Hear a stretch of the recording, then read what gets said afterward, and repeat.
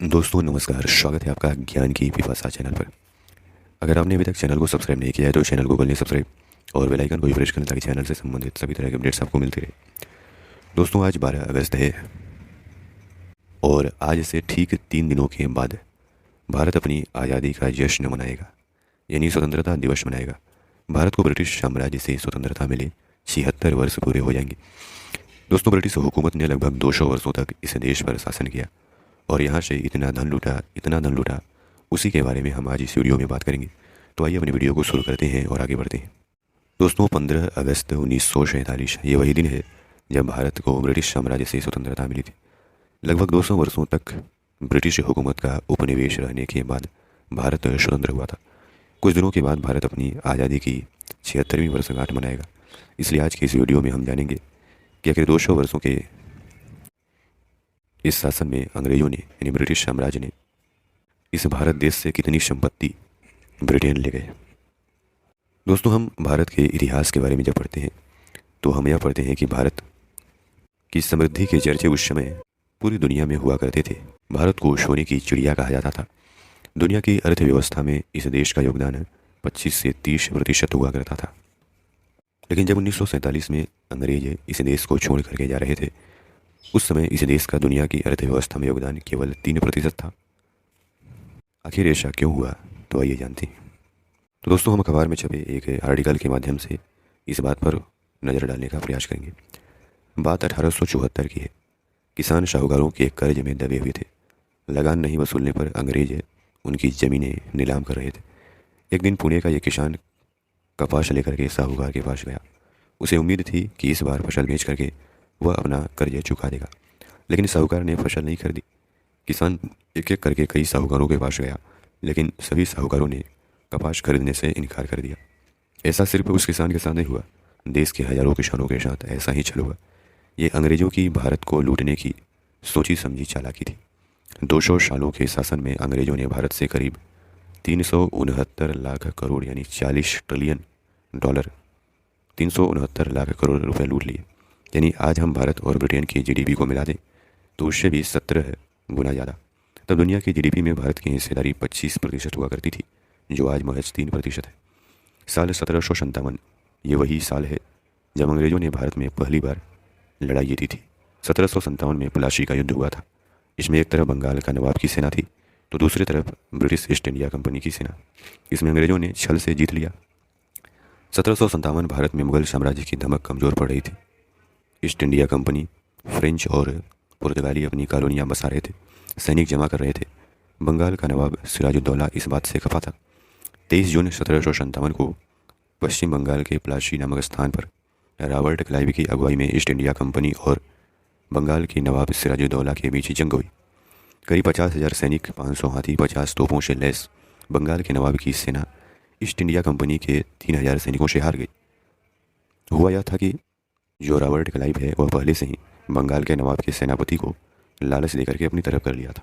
इस प्रकार अंग्रेजों ने यानी ईस्ट इंडिया कंपनी ने प्लासी का युद्ध जीत लिया। इस युद्ध के बाद बंगाल प्रांत के टैक्स कलेक्शन की कमान ईस्ट इंडिया कंपनी के हाथों में आ गई। तब बंगाल में आज का पश्चिम बंगाल भी था, बिहार भी था, उड़ीसा भी शामिल था। इसकी राजधानी थी मुर्शिदाबाद, जिसकी चकाचौंध आज के लंदन से भी ज़्यादा थी। इस शहर के बारे में ईस्ट इंडिया कंपनी के ही रॉबर्ट क्लाइव ने लिखा है कि मुर्शिदाबाद लंदन जितना बड़ा, आबाद और समृद्ध शहर है। अंतर सिर्फ इतना ही है कि लंदन में जितनी दौलत एक अमीर आदमी के पास है, उससे कहीं ज़्यादा दौलत यहाँ अनेकों लोगों के पास है। तो यह थी मुर्शिदाबाद की समृद्धि। दुनिया की जानी मानी इकोनॉमिस्ट उत्साह पटनायक ने 2018 में कोलंबिया यूनिवर्सिटी में एक रिसर्च पेपर पब्लिश किया। इसमें उन्होंने बताया कि कैसे अंग्रेजों ने 200 सालों के राज में भारत से करीब 369 लाख करोड़ रुपए यानी 45 ट्रिलियन डॉलर की लूट की। दोस्तों 2015 में ही राज्यसभा के सांसद और कांग्रेस के नेता शशि थरूर ने ऑक्सफोर्ड यूनिवर्सिटी में एक लेक्चर के दौरान यूनाइटेड किंगडम को भारत की लूट की भरपाई करने के लिए कहा था। शशि थरूर का यह लेक्चर खूब वायरल हुआ था, जिसके बाद उन्होंने अंग्रेजों की लूट पर inglorious empire what the British did to India नामक किताब ही लिख दी। अंग्रेजों ने कैसे भारत को लूटा? भारत से ही यानी भारत के लोगों से ही टैक्स इकट्ठा करते थे। भारत के टैक्स से ही भारत का सामान खरीदने लगे थे अंग्रेज। ईस्ट इंडिया कंपनी ने ट्रेड रेवेन्यू का 1/3 हिस्सा भारत के विकास में लगाने के बजाय सामान खरीदने में खर्च किया। वे भारत के पैसे से ही, यानी यहाँ के लोगों से वसूले गए टैक्स से ही भारतीयों से सामान खरीदते थे, फिर उस सामान को यूरोप के बाजार में बेचा करते थे। यह साफ साफ स्कैम था। 1757 से पहले ईस्ट इंडिया कंपनी सामान खरीदने के लिए भारत को गोल्ड और सिल्वर में पेमेंट किया करती थी, लेकिन जब पलाशी का युद्ध हुआ और ब्रिटिश ईस्ट इंडिया कंपनी जीत गई तो उसके बाद यह सब फ्री में मिलने लगा। भारत के लोगों को दशकों तक इस स्कैम का पता ही नहीं चला, क्योंकि टैक्स वसूलने वाले अधिकारी अलग थे और भारतीयों से सामान खरीदने वाले अधिकारी अलग थे। इस मुनाफे से ब्रिटेन में लोहा, कोलतार और लकड़ी जैसी चीज़ें भारत से सस्ते दामों में खरीदता। इसी से ब्रिटेन में इंडस्ट्रियल रेवोल्यूशन यानी औद्योगिक क्रांति हुई। प्लासी की लड़ाई के 6 साल के बाद यानी 1764 में बक्सर का युद्ध होता है। 1764 में बक्सर का युद्ध होता है। 22 अक्टूबर का वह दिन था। अंग्रेजी फौज की रेजिमेंटल ड्रम की आवाज़ें उस दिन गंगा के किनारे गूंज रही थी। फर्स्ट बटालियन के सैनिक लाल कोट पहने लंबी कतारों में गंगा किनारे आगे बढ़ रहे थे। बीच बीच में आम के पेड़ों के बगीचे और छोटे छोटे गांव थे।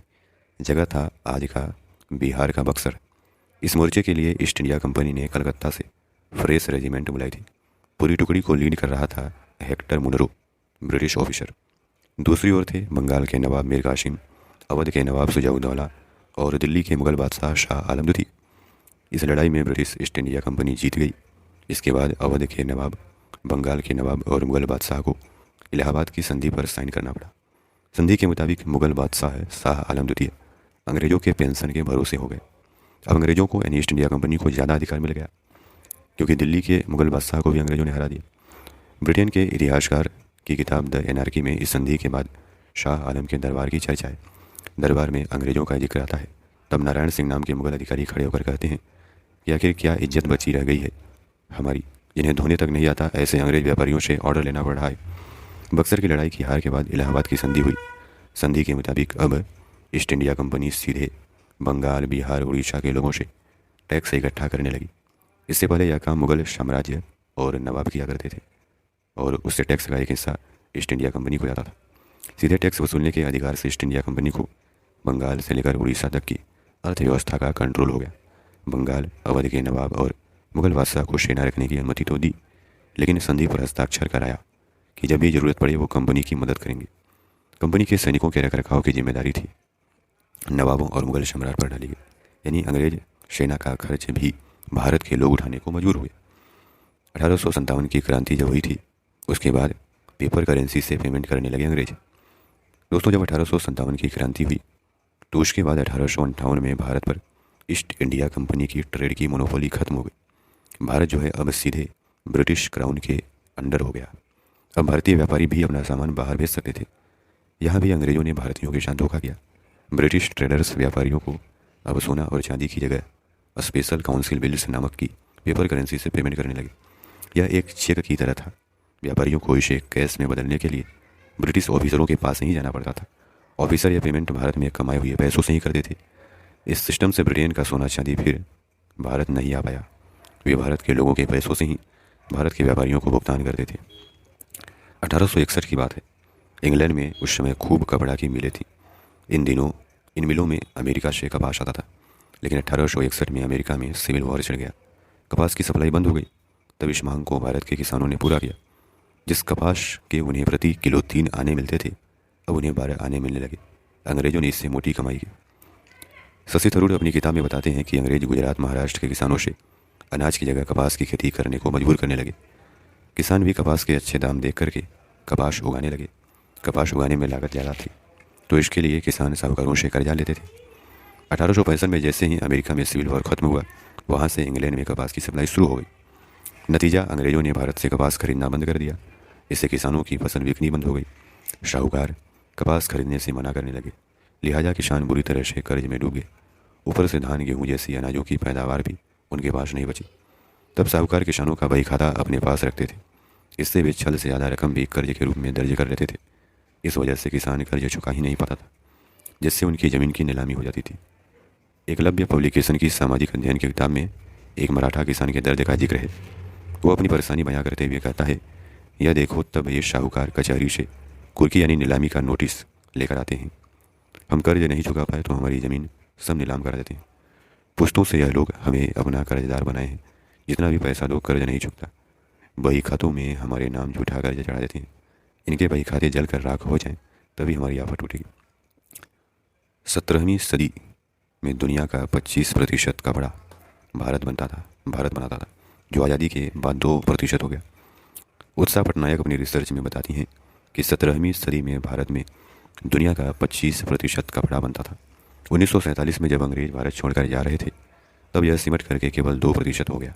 1612 में ईस्ट इंडिया कंपनी ने सूरत और मछलीपट्टनम में सबसे पहले फैक्ट्रियाँ लगाई। इन शहरों के बुनकरों को मजबूर करके अंग्रेज उनसे औने पौने दाम पर माल खरीदते थे। ये कीमतें इतनी कम थी कि बुनकरों को लागत का 20% भी नहीं मिल पाता था। इससे लाखों बुनकर साल दर साल गरीब होते गए। जो बुनकर अंग्रेजों के अलावा दूसरे व्यापारियों को कपड़ा बेचने की कोशिश करते, उन्हें जेल में डाल दिया जाता, लोहे के जंजीरों में जकड़ कर कोड़े मारे जाते, जुर्माना लगाया जाता। सज़ा के तौर पर कई बुनकरों के अंगूठे तक काटने का जिक्र मिलता है। एक समय ऐसा आया कि भारतीय ट्रेडर्स से सामान बाहर भेजने पर 85% तक टैक्स लिया जाने लगा। वहीं ब्रिटेन में बने बनाए कपड़े भारत लाने पर सिर्फ 5% टैक्स देना पड़ता था। अंग्रेज अब भारत में सीधे किसानों से कपास खरीदते, उन्हें इंग्लैंड भेजते, फिर वहाँ की कारखानों से तैयार कपड़ों को भारत में लाकर ही मोटे मुनाफे पर बेचते थे। तो इस प्रकार ब्रिटिश साम्राज्य में इस देश को कई तरीक़ों से लूटा गया है और बड़े बड़े इकोनॉमिस्ट और रिसर्चर इस पर रिसर्च करके यह बता चुके हैं कि जब अंग्रेज यहाँ नहीं आए थे उस समय इस देश की जीडीपी का दुनिया की जीडीपी में योगदान 25 से 30% हुआ करता था। लेकिन जब अंग्रेज इस देश को छोड़ करके जा रहे थे 1947 में, उस समय इस देश की अर्थव्यवस्था का दुनिया की अर्थव्यवस्था में योगदान केवल 2 से 3% बचा था। तो इससे आप आंकड़ा लगा ही सकते हैं कि 200 सालों के ब्रिटिश शासन में किस प्रकार इस देश को लूटा गया। तो दोस्तों, आशा करते हैं कि इस वीडियो के माध्यम से आपको काफ़ी कुछ जानने को मिला होगा। धन्यवाद। जय हिंद, जय भारत।